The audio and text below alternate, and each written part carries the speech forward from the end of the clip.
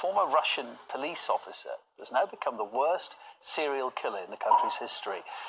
He was charged this week with multiple killings on top of the murder charges he's already faced. Let's talk about this with Indira Chew to discuss what is a horrifying story. This has gone back so many years, so many victims. For viewers that don't know what this is about, take us through it.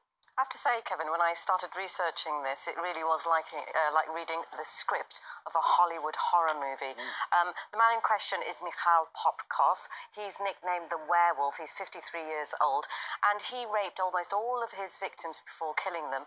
Their ages ranged between 17 and 38 years of age in the region, one of the regions in Siberia. Now, what he did is he lured women into his car.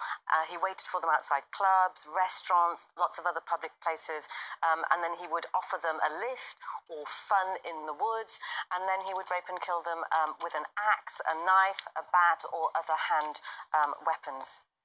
Sounds absolutely horrific. And how did he get hold of his victims? I mean, this is a question, how did he get away with it for so long? But where did he find his victims?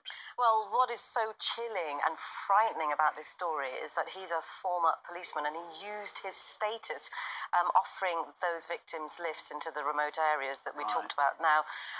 The latest twist in this very disturbing man's tale is the fact that it's come to light that despite being convicted back in January 2015 for the murder of 22 victims, an additional 60 have been brought to light between 1992 and 2010. That means that the police would bring the total up to 82 victims, making him the worst serial killer in Russia. The police have managed to get 60 confessions out of him relating to these new figures. I guess all the way along the line, as often as we see with serial killers, nobody at the time quite had a handle on how dangerous he was, obviously. I mean, it's astounding, really, and they certainly didn't. On the surface, he looked like a hard-working police officer.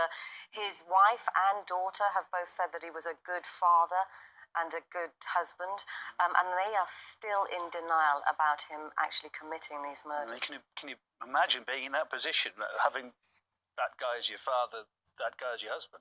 Well, what's he said about his motives? Has he come up with anything? Well, he considers himself, and what he said is that he didn't consider himself to be mentally ill. He said he always had positive feedback during his time in the police service. What he has said is that he wanted to cleanse the streets of prostitutes. That was one of his reasons. He admits that he led a double life, one as an ordinary man and the other as a murderer. He was clever, though, because he said he concealed those murders very carefully because he realised that they were crimes, and he obviously didn't want to get caught. So, as it stands, he's been charged with these 60 additional murders. If convicted, it would take up to 82, and it puts him ahead of other serial killers. One is Andrei Chikatilo. He's known as the Butcher of Rostov. He killed up to 52 women. And also the chessboard killer, Alexander Pichushkin. He was convicted of 49 murders, but that could have been more, up to 60. So, as you can see, what a case. Crazy, crazy guy. Okay, thanks for your thoughts, and thanks for telling us about that there. Awful story, isn't it?